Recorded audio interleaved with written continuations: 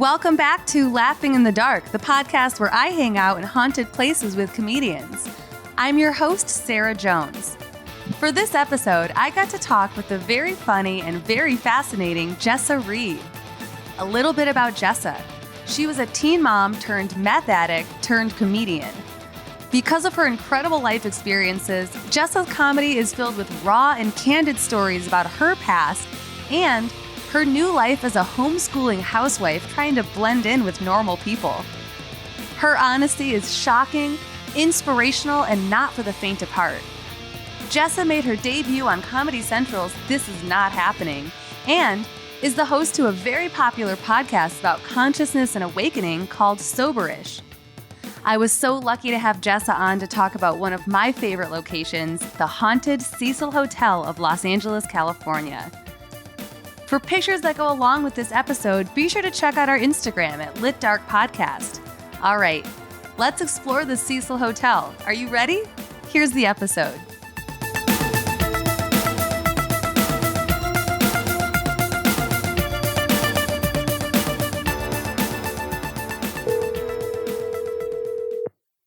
Hello. Hello. How are you? Good. How are you? I'm good. So I have researched the history and urban legends of a haunted place. For you, I chose the Cecil Hotel. Have you heard of it? I haven't. Oh, excellent.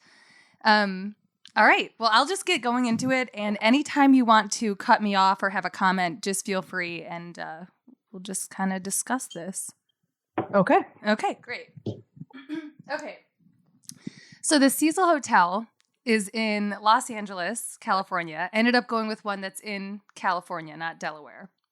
Oh, okay. I was like, it's really strange to me that I haven't heard of it, but that makes sense. There's a lot of Cecil stuff in Delaware. Oh, really?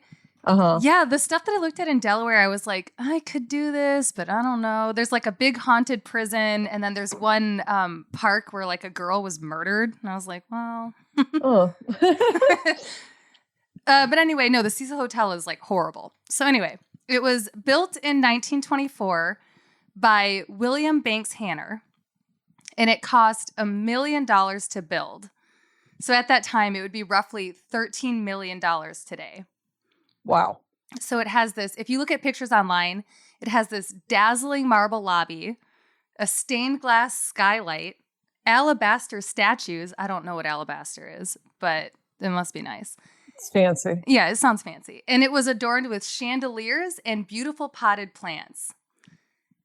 Hanner actually intended the 600-room hotel to be a destination spot for international businessmen and social elites in the Roaring '20s. Do you ever watch American Horror Story? I think I watched the first 2 or 3 seasons. Okay. So I think it's season 5. That's like a big hotel. Have you at least seen it like advertised? Yeah. That is based on the Cecil Hotel. Okay. So all of that, that's like what you could be picturing.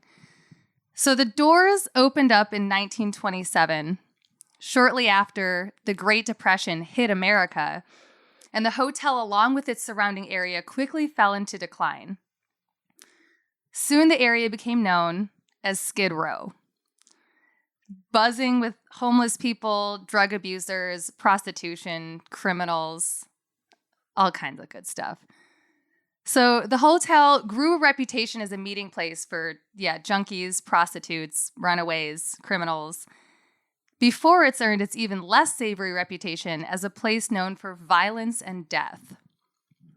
Are you having fun yet? Yeah. I'm looking at pictures of it. It doesn't look like something that has marble or alabaster in it. Wait, do you know what alabaster is? No, I just wanted to sound. Okay, I great. think it's like other marble is what I'm going to call it. Yeah, it looks like marble. Also marble. No, it's really pretty. Like the pictures, at least of the lobby, are like gorgeous. Are you seeing the inside like in the lobby? No, I'm on Wikipedia and it's just the side of it. And it's just like, look, horrible things happened here. Look in Google Images. You'll be blown away. It's actually gorgeous. Okay. All told, there have been at least 16 deaths at the Cecil Hotel from non-natural causes, either suicide, accidents, or murder. Wow. Yeah, it's bad. In 1931, the first suicide ever reported at the hotel occurred. His name was W.K. Norton, a 46-year-old man. He checked in with the name James Willies from Chicago. Stayed for 1 week before his body was discovered amidst a pile of poison pill capsules. The following year, in 1932, a 25-year-old man named Benjamin Dodich was found dead from an apparent self-inflicted gunshot wound to the head. A couple years later, 1934, Army Sergeant Louis D. Borden slashed his own throat with a razor, which is just so brutal. I don't know why that's more brutal than the rest, but to me, that one just gets me. He was 53 years old, left several notes, one of which cited his declining health as the reason for his suicide. There's been so many suicides at the Cecil Hotel that there's actually a separate Wikipedia page that just outlines every single death, and it's insane. Usually with these haunted hotels, it's like 1 or 2 deaths. This one is just like nuts. Does it keep going to now? It actually, yeah, the most recent one I found was in 2015. It looked like someone had jumped off the top of the building, but there were no witnesses. So it was kind of like, they were like, well, we can only say it's unsolved, because they don't know if it's accidental or not, but it didn't look accidental. In 1937, 2 visitors to the hotel decided to end their lives. First was a woman named Grace E. Magro. She fell from the 9th story. Her body was found tangled up in telephone wires that had broken her fall. She was still alive when she was found, but later died at the Georgie Street Receiving Hospital, which has since been demolished. Oof. That to me is like the worst, because you wouldn't think of like, what if I get caught in these telephone wires? Like, ooh. Yeah, not cute. Police were unable to determine if the fall was an accident or not. In the same year, Roy Thompson, a fireman and member of the Marine Corps, jumped from atop the Cecil Hotel and was found on the skylight of a neighboring building. Just bad. I know. It's just, hi. Sorry. This is a really dark episode. Only 2 years later, in May of 1939, Navy officer Irwin C. Neblett, 39, was found dead in his room after ingesting poison. And then even as recently as 2015, there was the body of a 28-year-old man discovered outside of the Cecil. Like I said, there's just been so many suicides. It would actually be almost redundant to sit and list them all. But if you are interested, for whatever reason, that whole Wikipedia page has a description of every single death that's happened in the hotel. But everyone's going to go look. Yeah, out of curiosity. But even looking through it, you're like, okay, poison, jump, poison. Like, that's so insensitive, but it's like, it's just a lot of the same stuff. It's actually part of the reason why people think the hotel is cursed. Yeah, well, so that's my question is, at this point, if something is famous for suicide, is that just where you go to commit suicide because that's the spot? Is this place inspiring suicide? Poison. Do people kill themselves with poison? Oh, yeah. Like, okay. Or like pills, eating a bunch of pills. I guess it's the 30s, so it's a little bit different than now. Yeah. Everyone just uses their own pills. Yeah. Yeah, I guess you don't really think about. No one has a bottle that just says poison, unless it's like poison just sounds. Yeah, this sounds like a Looney Tunes episode. Yeah, it totally does. But the death surrounding this hotel is not limited only to suicide. In September of 1944, a young woman gave birth in a room at the Cecil. Her name was Dorothy Jean Purcell. She was only 21 years old and was not aware that she was pregnant at all. Which I don't know how that happens. I don't have any kids, but how do you just not know you're pregnant? I've like heard stories about this and I just don't believe it. Like how? Yeah. She awoke in the middle of the night with severe stomach pains. Careful not to wake her sleeping companion, 38-year-old Ben Levine, who's already, 17 years older than she is, Dorothy went to the bathroom and was surprised to give birth to a baby boy. Dorothy mistakenly believed the newborn was deceased, so she threw her live baby out the window. It's not funny. And onto the roof of the neighboring building. So, yeah. I don't know that that's the standard operating procedure for deceased babies. It's Someone a should let dud. Dorothy know that that isn't. Well, I love that her excuse is like, I thought it was already dead. So I chucked it from the window. It's like, we don't litter, first of all. We don't throw anything out of the hotel window. There's nothing that you throw out of the window. No, especially a baby. And it's also not what we do with dead humans. No, so that's typically. I'm sure there's some cases where it would make sense, but this is not one of them. At her trial, Dorothy was found not guilty of murder by reason of insanity and was admitted to a hospital for psychiatric treatment. I mean, that tracks. I mean, it does. Well, I wonder how they actually traced it back to her. She must have woke up her boyfriend and been like, hey, something happened. I gave birth. I mean, they're like, we found a placenta in your room. Or maybe. They're like, well, here's the deal. You put the placenta in the trash can, but threw the baby out. One of your neighbors saw a baby flying through the sky. Fly past. Went and called the front desk. What? Anyway, so that was nuts. In 1962, 27-year-old Pauline Otten was staying at the Cecil Hotel. After arguing with her estranged husband, Dewey, Pauline jumped out of a window to commit suicide and landed on 65-year-old George Giannini, who had just been out taking a walk. Oh, God. Doesn't that suck? The impact killed them both instantly. But since there were no witnesses, the police at first believed the unlikely pair had engaged in some kind of a suicide pact because they just found two bodies on top of each other. It was later determined that George's hands were in his pockets, and most notably that his shoes were still on. They ruled that if he had jumped, George's shoes would have fallen off. So he really just had bad luck.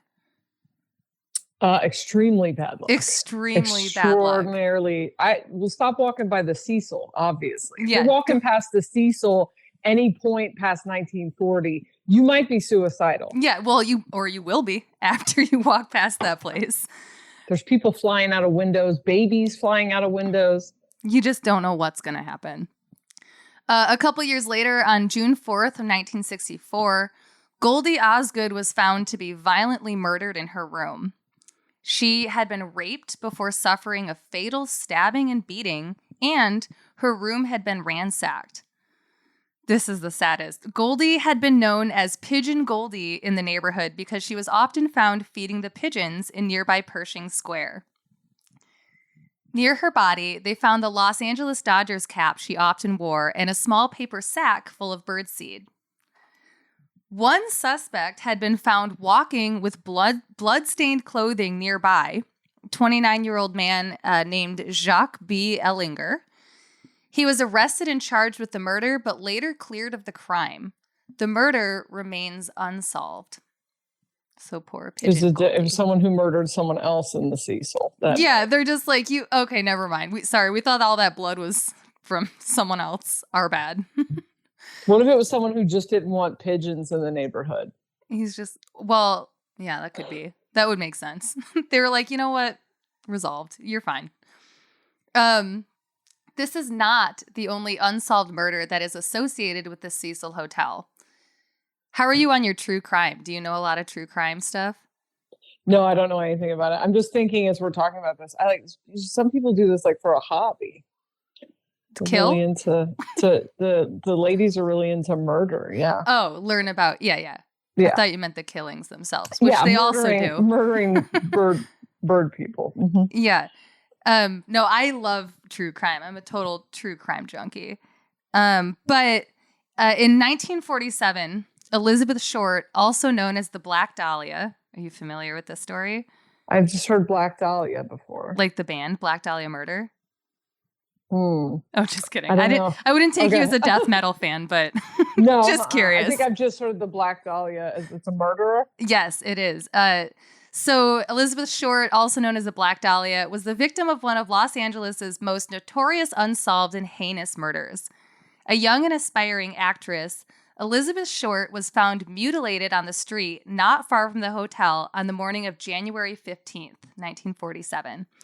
Her mouth had been carved ear to ear, and her body had been cut in two. It's a murder that partially inspired Silence of the Lambs. Oh, okay. Elizabeth was allegedly spotted at the Cecil Hotel having a drink only days before her body was found. Her appearance at the Cecil before her death is widely disputed and has not been confirmed, but the story still is often associated with the location. Also, in the early 80s, Richard Ramirez became known as the Night Stalker. Does this ring any bells? That does, yeah. Okay. A serial killer who terrorized coastal California from April 1984 to August 1985. Ramirez was a serial murderer, serial rapist, and a proud Satan worshiper. He murdered 13 people in a killing spree from Orange County to San Francisco. When he was in LA, the Night Stalker called the Cecil Hotel his home. He lived in a room on the top floor during much of his murders for a mere $14 per night. Ramirez disposed of his evidence, even his bloody clothes, in the hotel's dumpster. So he's like, everyone's walking around in bloody clothes out there. They're just like, whatever. After, like, they're just used to it. Yeah, that's true too. And it's Skid Row.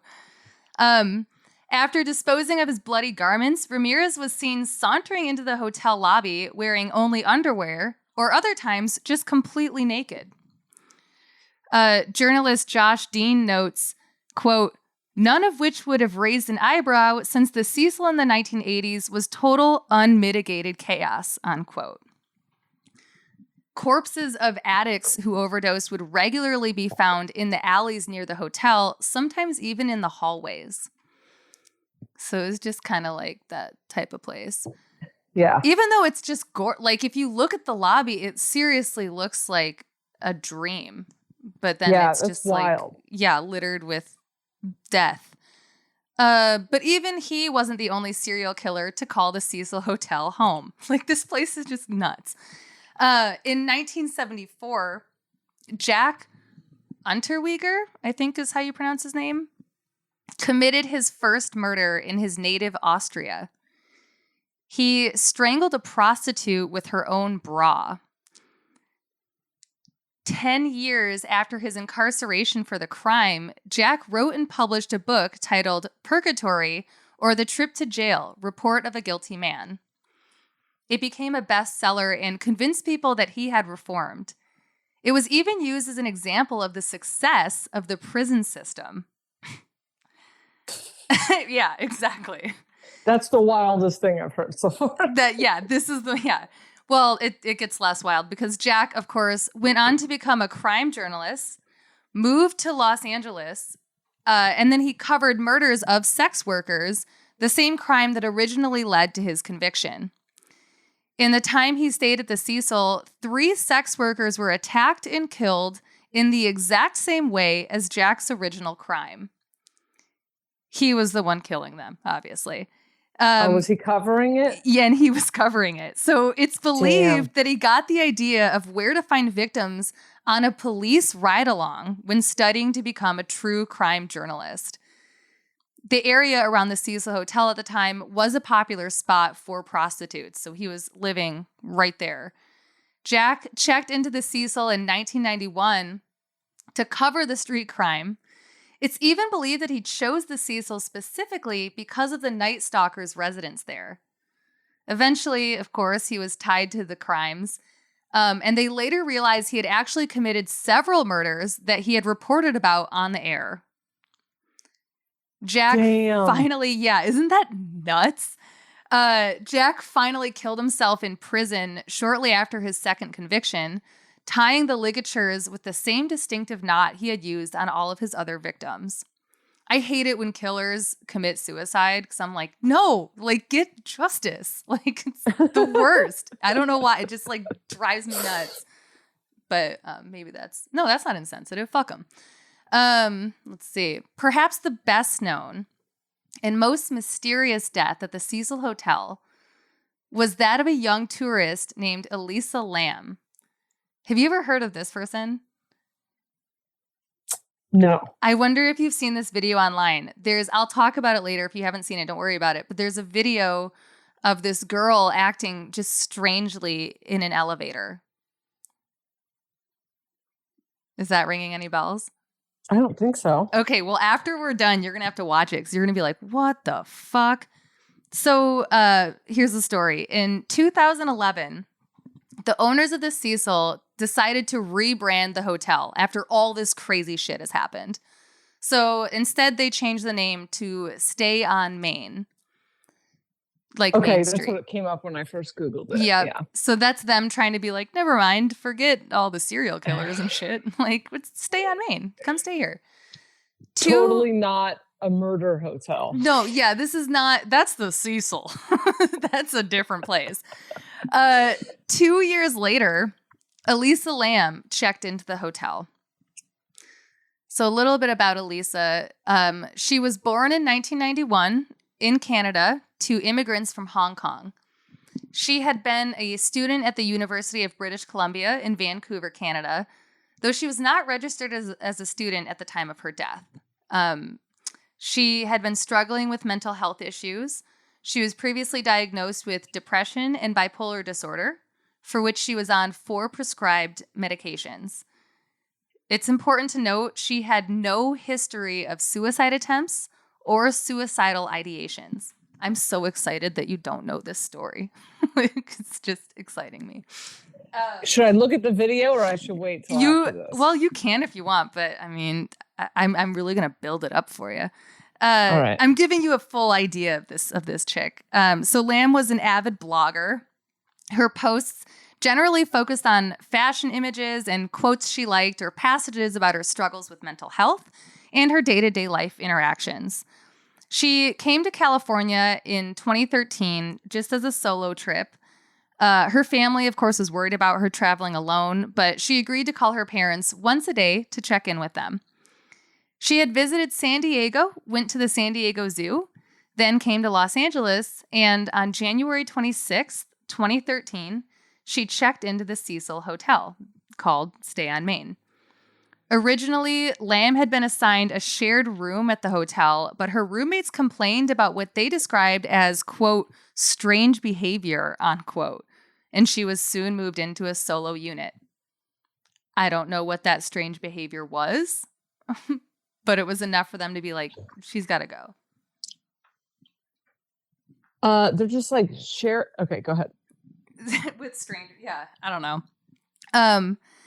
Yeah, have you ever checked into a hotel where you have the option to? Yeah, maybe that's a hostel thing. I don't know. Yeah, must be. They just are desperate for people to stay there, so they're like, "Sure, have roommate. Who cares? Yeah. Like, please, just pay us." Probably not a murderer. Yeah, they're like, there's only a 15% chance.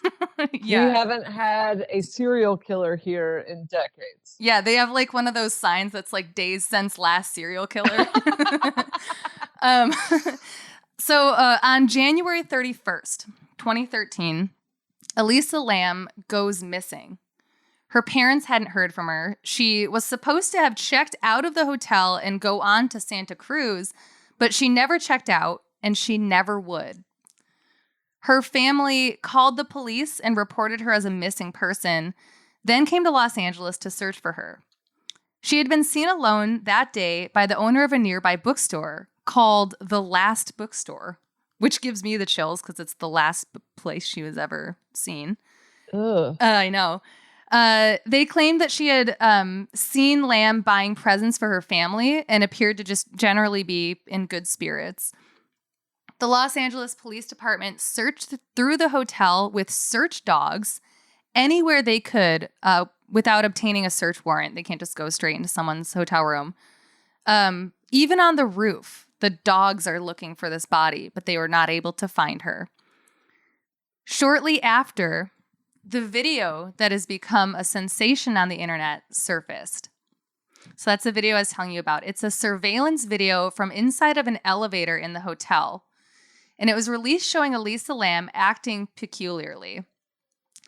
It has since been picked apart by true crime fans. The video shows 4 minutes of strange and slightly disturbing footage. In it, Lam can be seen ducking. You can play it if you want. Crouching low, pressing against the wall. She seems to be hiding from an unseen pursuer at one point. She occasionally steps out of the elevator and peeks into the hallway. She's seen pushing many buttons for several different floors, but the elevator never moves and the doors remain open. Are you watching it? Yeah. Do you see like how she presses pretty much like a whole wall of every like button, floors and just the thing just stays open? At one point, she even steps out of the elevator and appears to be gesticulating as though she's speaking to an unseen presence. What do you? She's like feeling around. Isn't it like describe what you're seeing just watching it for the first time? I'm towards the end of the video. She seems like she's doing sign language or something. Yeah. In a conversation with something, for sure. She's definitely acting weird. It's almost like you think, is she talking to ghosts? Is she schizophrenic? But she wasn't diagnosed with schizophrenia. So that's important to remember. She did struggle with mental health disorders, but nothing like schizophrenia, nothing like that. But to me, the most chilling thing about it, besides just her acting strange and looking like scared, like she's being chased or something, is the fact that she presses all those buttons and the doors just remain open the entire time. She steps out, she steps back in. Like the elevator is acting just as strangely as she is. Yeah. And that's what kind of like gets me. So shortly after the release of that video, Elisa's body was found. The guests in the hotel had noticed something was off about the water. And it wasn't just the odd and inconsistent water pressure. Some said that the water would at first come out black for a time before clearing, and especially that it tasted funny. Oh.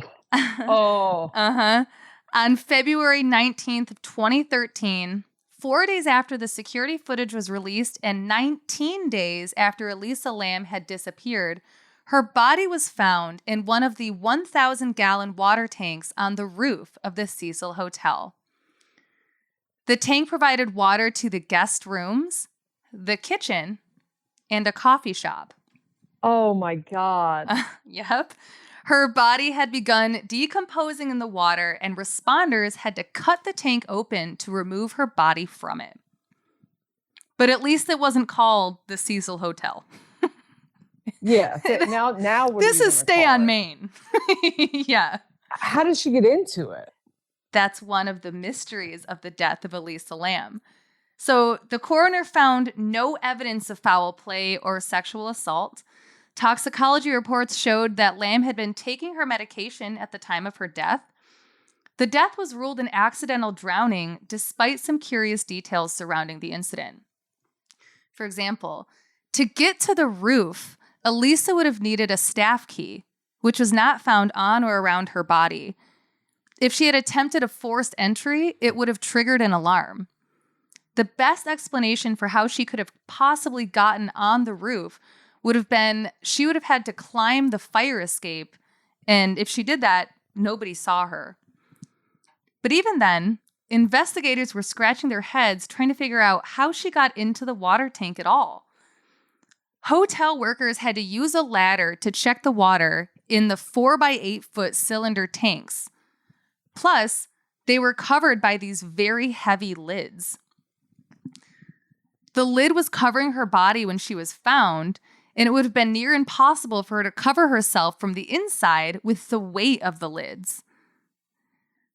Elisa's cell phone was missing, both from her body and from her room. After her disappearance, and even after her body had been found, her Tumblr blog continued to be updated. This could be explained by posts that are lined up in a queue option, apparently, on Tumblr, which allows users to store posts for updates at a later time. But it begged the question, was someone else using her phone and posting what was in her draft folder? Theories for Elisa's death range from murder, an accident, a mental health crisis, and even supernatural forces. The craziest thing for me about this story, are you a big horror fan at all? Like horror movies? No. Okay, great. Well, maybe a listener will be like, oh my God, yeah. Because I watched a movie in lockdown called Dark Water, and it's like a Japanese horror movie. And not to spoil it, you're not a horror fan, but pretty much the exact same thing happens in the movie. Like literally down to a body is in the water tank. The water comes out black and weird. And it's like the exact same story. And the craziest thing is this movie came out before 2013, like way before. Since there's so much death and darkness surrounding the Cecil Hotel, it's really no wonder that ghost stories are reported here.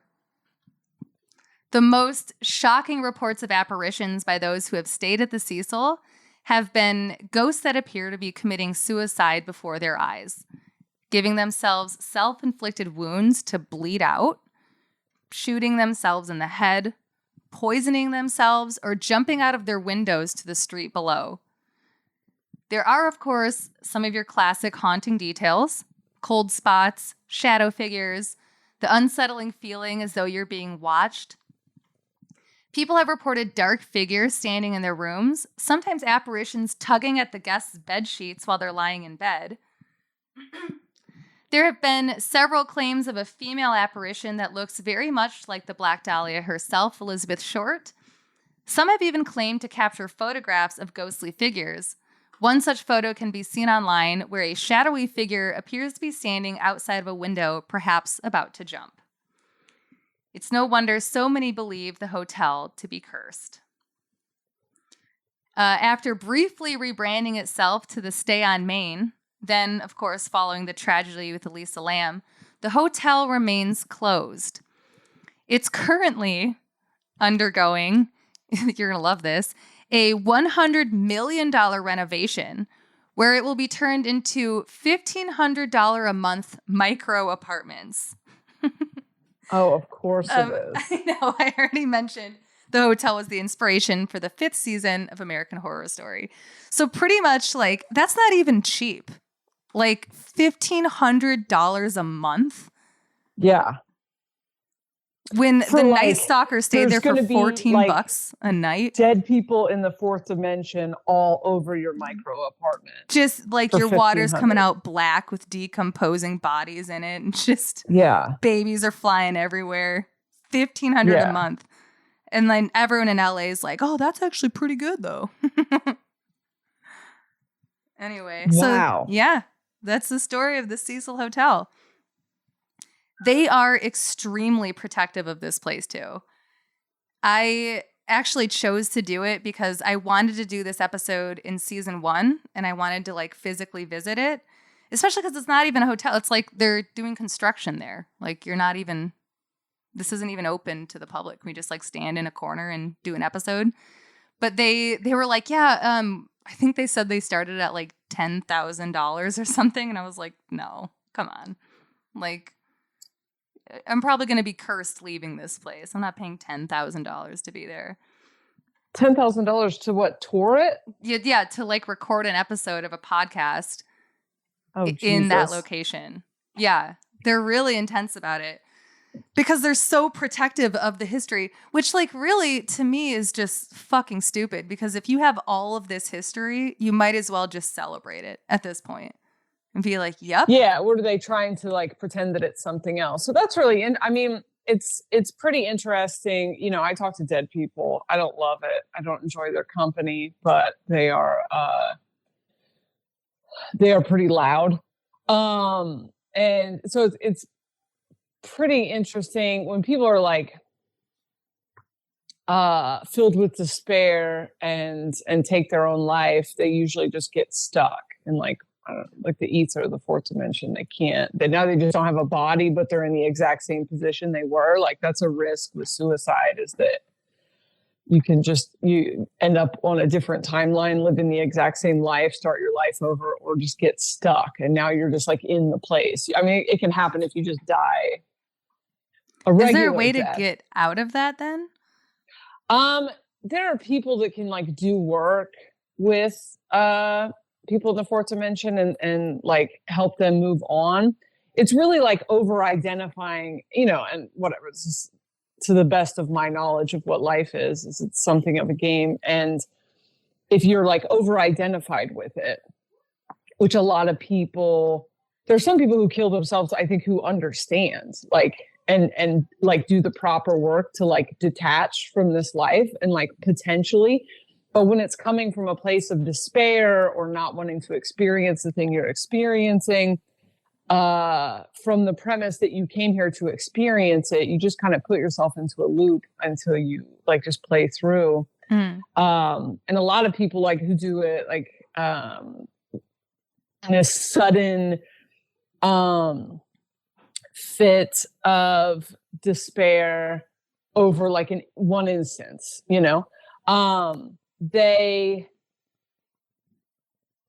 they don't get very far. They just like, now you don't have a physical body and you're like stuck here. So some people can do work with them, but they're just everywhere at this point. There's a lot of people kind of trapped in the game, but not in the game. That's crazy. So, yeah. I mean, like the people that do work with them, is it basically like therapy? Like you're talking to them about like, all right, so how can we work through what your soul is still struggling with? Yeah, it usually, I do like energy work and stuff with people. And I have done some work with ghosts. I guess, I'll lump them all into ghosts, some mediumship stuff. I find it exhausting. There's a million of them. And if you communicate with some of them, they will like fill your environment. I live next door here in Nashville. My boyfriend lives next door to Memorial Gardens. They're just everywhere. And yeah, so I think there are some mediums I know who will like yeah, kind of therapy-ish, I guess. I don't think there's a lot of people dedicating a ton of time to it, but at some point we're going to have to deal with it. And I wonder if that's what the Bible is talking about. Not the Bible associated with Christianity, but like the secret knowledge in there. Yeah. When it talks about the dead will have to be risen first. It's like we're all going to like a higher place of consciousness, and we're going to have to do something about the piles of like people who came here to play this game and then got stuck inside of it. So, do you think too, like, even if you don't commit suicide, but maybe if you don't live to your potential and you die of like natural deaths, do you think you're still kind of stuck in this place? Like you didn't challenge yourself enough, or you didn't like, I don't know. It really comes down to attachment to the, like, we are these vast galactic beings who, some of us have been playing on different planets in a million different worlds. They say we lived on a planet with, I just heard this a couple of weeks ago, a planet of all spiders, gigantic spiders that ate us. That's why we're all scared of spiders. And like, we've had all these like worst thing I've ever heard. Isn't the worst, but like, that's true, right? That's why when we see a tiny one, we're like, I'm going to die. Because we've done it. And so we come here to play games and we come here to learn things. And some souls are younger than others. Some of us are aliens parading as humans. And the attachment to the physical self. So like right now, today, I'm playing a comedian named Jessa, but like I know that that's not who I am. Yeah. And so if the doctor told me tomorrow you're going to die in a week, I would go, all right, chill. It's like, I'm not Jessa. I am playing a game as Jessa right now, and I will head out. But this last like iteration of humanity that we've experienced, we're so fucking afraid of death. This like inevitable thing. We have this bizarre attachment. We're also not even happy. It's like, what are you attached to? You don't even like it here. Yeah. And so we have this crazy attachment to everything. And so what happens, this is also in the Bible, weirdly. I did like a 5-year stint in Christianity trying to find power, like supernatural power. And it wasn't there, but the Bible had a lot of sick shit in it. And Hades translates back to the grave. And then the two things that we do with like dead bodies is we burn them and we put them underground, right? Which are two descriptions of hell. And the Bible talks all the time about you are not your flesh, lust of the flesh. Don't be concerned with the carnal things. And in Christianity, we made that all about fucking for some reason. But it's like, no, literally, your meat suit is not who you are. This is temporary. You came here to play a game. So it's really just about what your consciousness does. Is your consciousness capable of bailing like a hermit crab out of a shell that doesn't work for it anymore? Or a lot of what ghosts are doing is they're at the last place that their body breathes and they're just mourning because they forgot. That's the funnest part of the game, is that imagine a VR game where you could feel emotions and touch things and time existed and everything else. And on top of it, you go through like an amnesia wall when you're born and you like don't really remember who you are. And you don't remember that it's a game, and part of the game is remembering that. But lots of people die and move on, but there is a certain level of like attachment. And a lot of times when people are committing suicide, they're committing suicide from a place of like intense attachment. A lot of people don't. Some people just commit suicide and get to bounce to the next thing. They're like, nah, I didn't like this game, or whatever. It just kind of depends like how much you identify with that version of yourself. Interesting. Is what gets you stuck here. Or people who can't let go of their family and they can't let go. And I had a near-death experience where I learned all this stuff.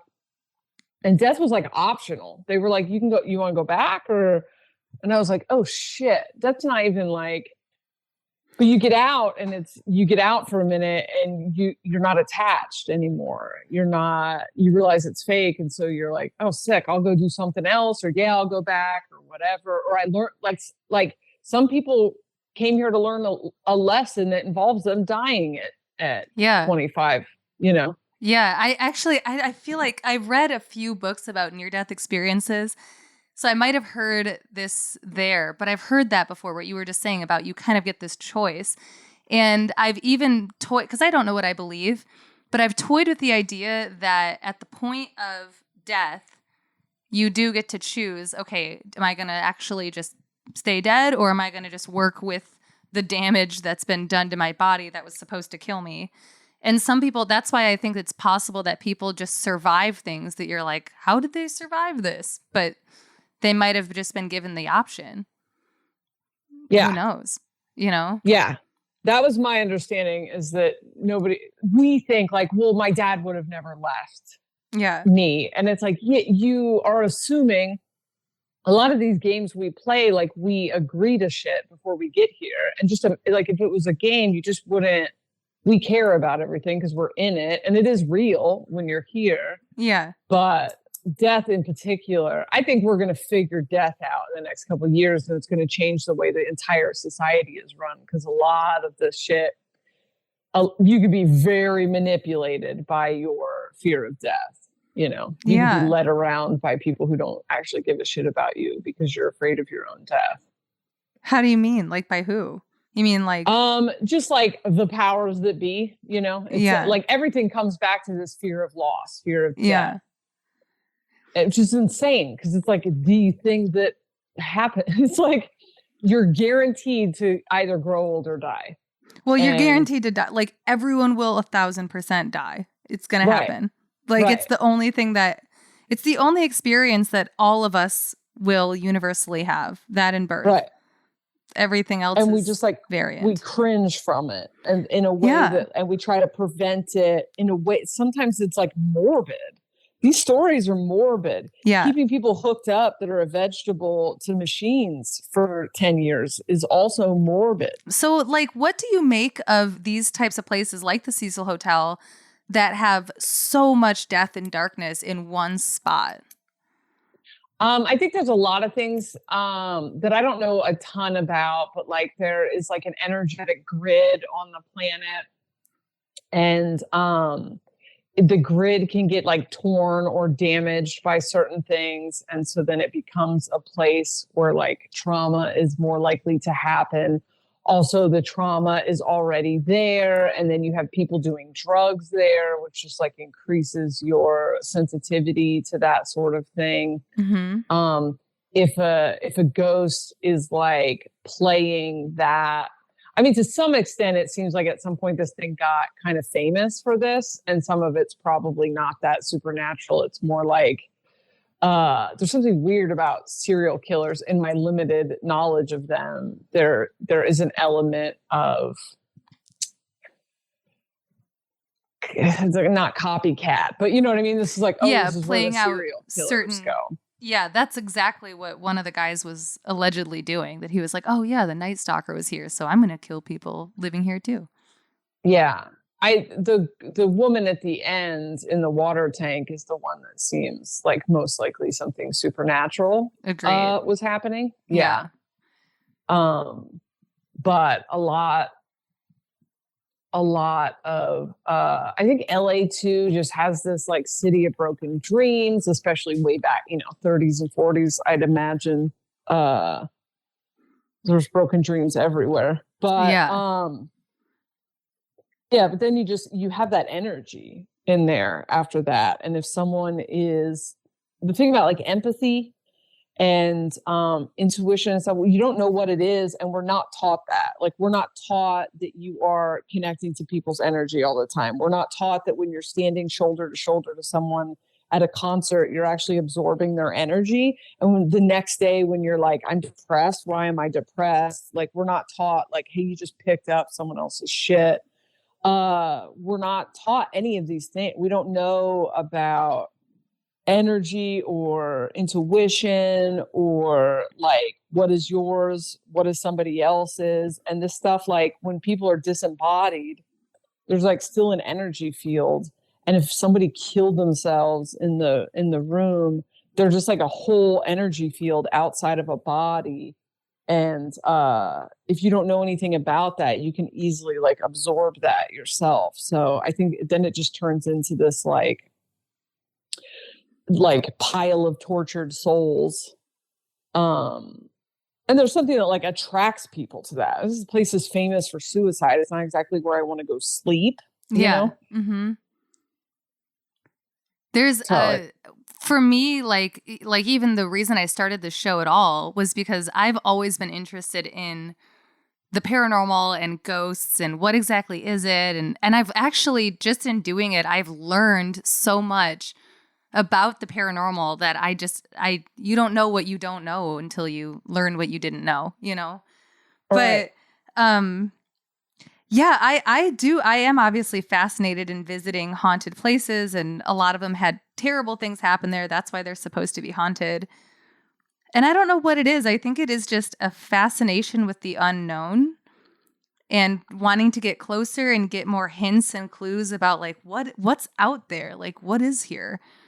That is to me what is the most fascinating. I was thinking about what you said about empathy, and I know for sure, at least not necessarily with energy from like a ghost that's there, but there is neuroscience that explains empathy in our own brains.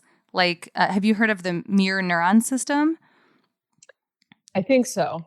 My brain doesn't retain anything. It's when you see something happen to someone else, what's happening in your brain it's as though it's happening to you. That's why, like, when you see in a movie, if someone like cuts themselves, you like cringe because you're like, ugh.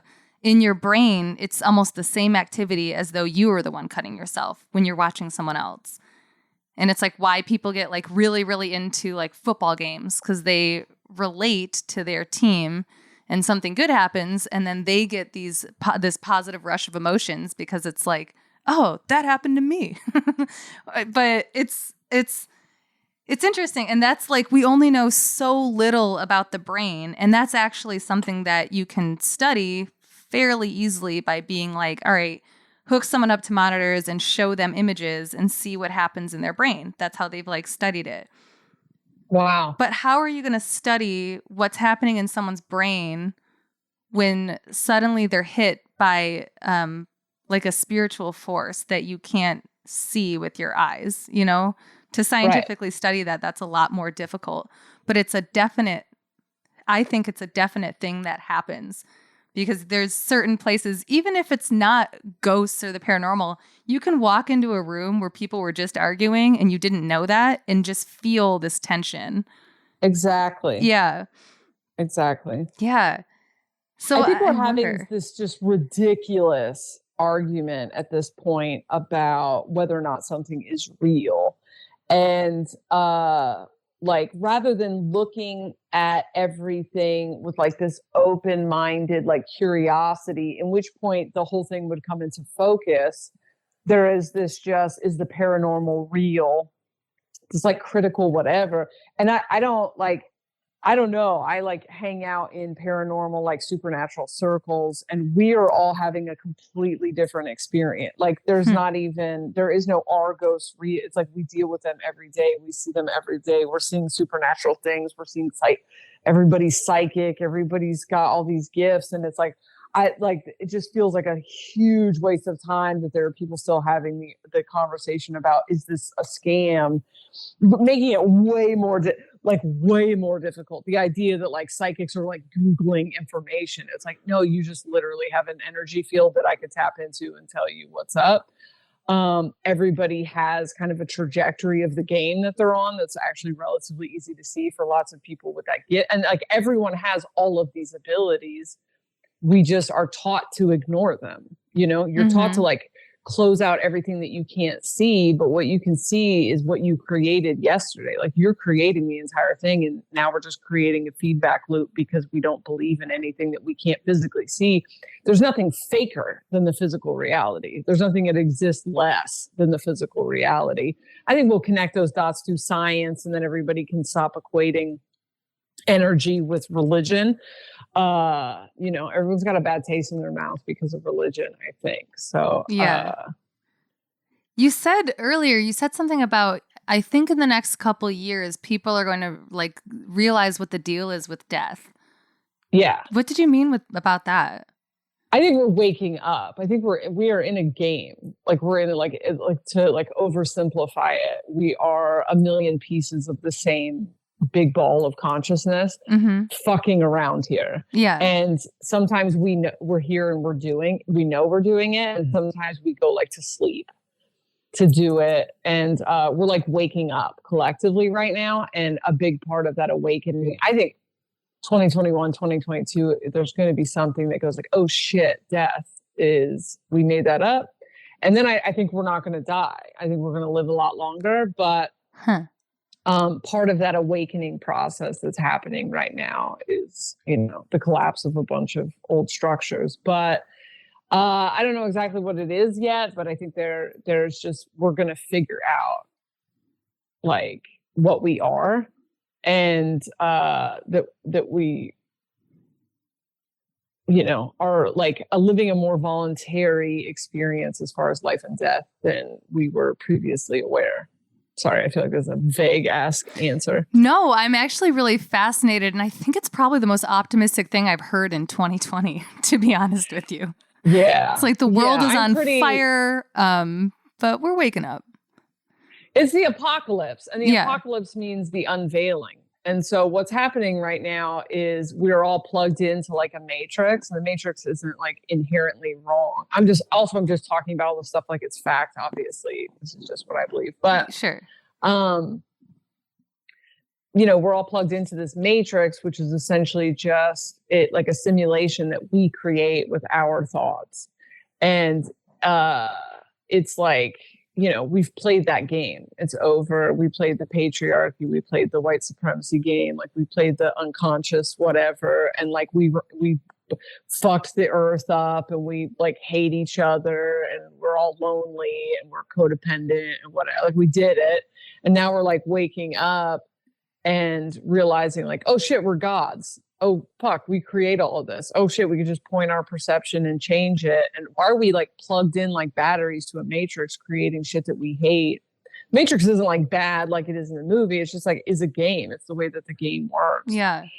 And so as we're waking up, we used to be plugged into like a mainstream like thing we were pointing our perception at, and then people started unplugging, but they don't even know what they're unplugging yet. So they're just creating just chaos and pandemonium. Yeah, that's interesting. I even I will say there's been times that I've noticed. I just watched the Social Dilemma, that documentary about how, you know, your social media is like plugged into what you're looking up, and it's just this whole conspiracy. I mean, it's not a conspiracy, it's happening. But Right. that is almost like on a smaller scale. What you're talking about is basically happening on a bigger scale. And I've noticed that in my life, that I will sometimes focus on something, and it can be something totally random. And I'm not just talking about, oh, I was talking about something and Siri picked it up, so then Instagram gave me an advertisement.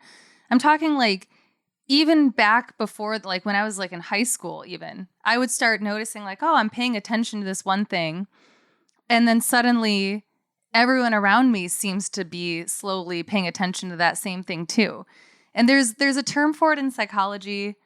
I forget what it's called, but there's a word for it, and then it happens to everyone. And the way it's taught in psychology is kind of a way to like explain that off as not any kind of a supernatural phenomenon. It's just like, oh yeah, if you buy a blue car, you're going to start seeing blue cars everywhere. It's whatever that's called. But I do think sometimes the synchronicity that I've noticed in my life, and that I've even heard stories of in other people's lives, is so bizarre that it does make you start wondering, like, is my consciousness completely in my imagination, and everything I experience is just a projection of every little thought I have? And it's wild. Like that whole, like, I don't know. I go back and forth because sometimes you get down that rabbit hole of manifesting, and it gets too, like, The Secret did not appeal to me. Like, I didn't watch that, and you know what I mean? Like, it's almost like it gets too commercialized that I'm like, okay, this is too oversimplifying the concept. You can't just be like toxically positive. It's like, like I have a podcast where I like the last like few episodes have been like how to actually manifest, because that synchronicity thing, that feedback thing, is when you are creating it, and then reality is just it has an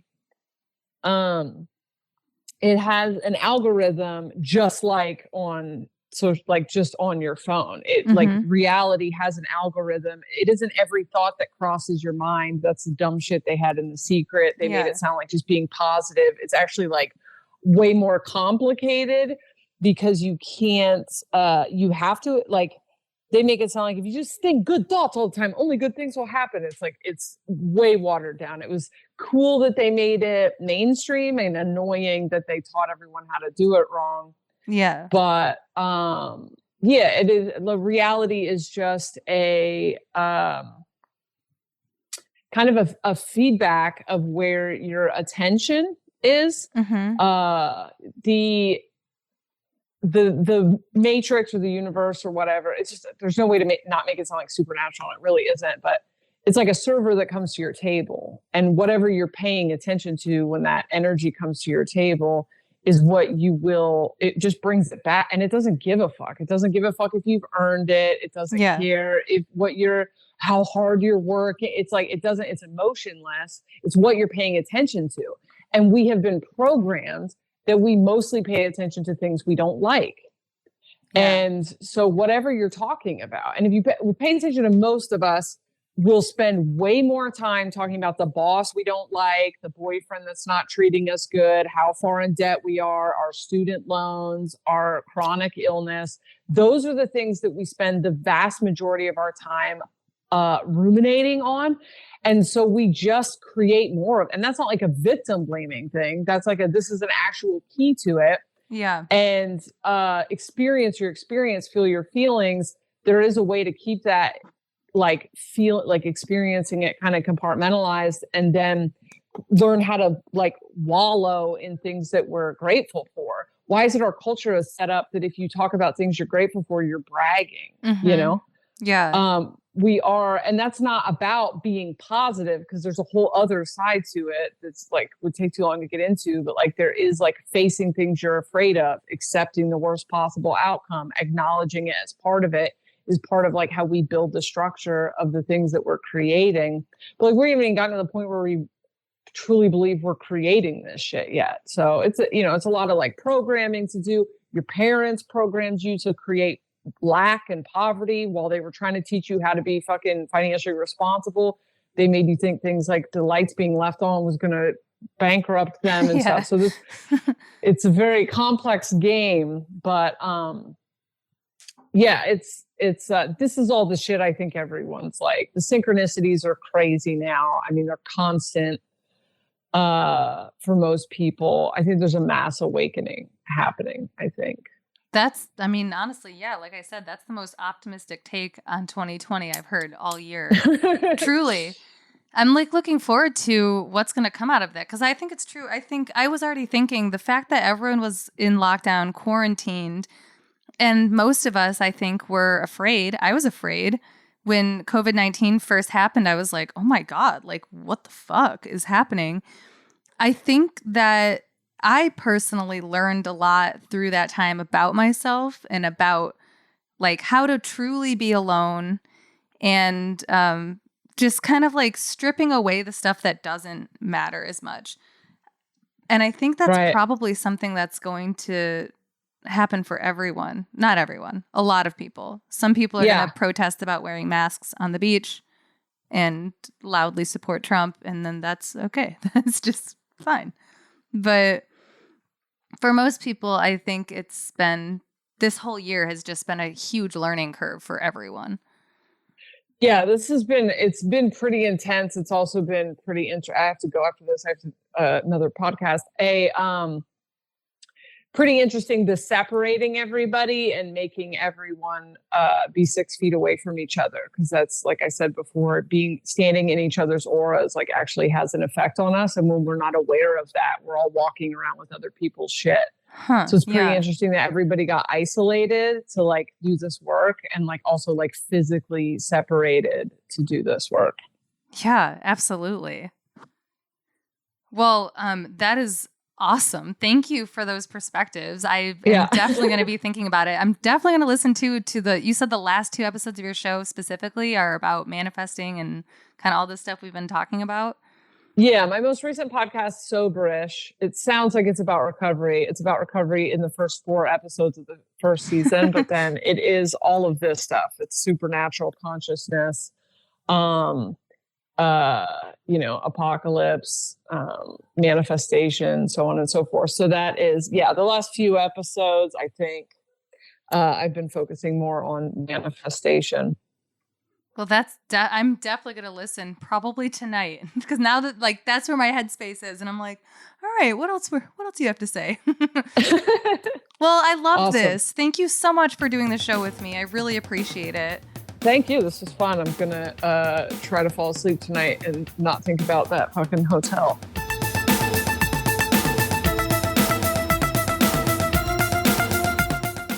I hope you had fun not only exploring the very haunted Cecil Hotel, but also the nature of life and death itself with us. Be sure to check out JessaReed.com, where you can find information about upcoming shows, as well as book an intuitive reading from Jessa and take a look at her merch. Don't forget to check out her wildly popular podcast, Soberish, where she regularly explores the concepts of consciousness and awakening. While you're at it, check us out on social media. You can find us on YouTube, Facebook, and on Instagram with our handle LitDark Podcast. That's at LITDARK Podcast. Drop us a comment. Say hi. We love it when you do that. Special thanks for this episode goes to my producer, Randall Lawrence in Cranival Studios, my graphic designer, Jonathan Cooper in Heck Yeah Studios, my fascinating and lovely guest, Jessa Reed, and of course, as always, all of you for listening. I'll see you next time right here on Laughing in the Dark. Sources used for episode 13 of Laughing in the Dark include Discovery, Film Daily, allthat'sinteresting.com, Wikipedia, The Guardian, The Lineup, and Road Trippers. Laughing in the Dark is brought to you in part by Heck Yeah Studio. Heck Yeah Studio is a creative effort working with people to create meaningful things. At Heck Yeah Studio, they work with clients to turn their ideas or existing brands into real or better versions. Heck Yeah Studio is the place to go for custom illustration for a full range of branding services, like killer logos, great colors and typography, and fun illustrations for pins, signs, prints, shirts, vehicles, posters, or anything you can imagine. At Heck Yeah Studio, they work with love. Their dream client is someone who is passionate about what they do. At Laughing in the Dark, Heck Yeah Studio has designed our logo, all of our merch, and any posters or stickers that we have. I am so proud and lucky to work with such an awesome company, and I could not recommend them higher.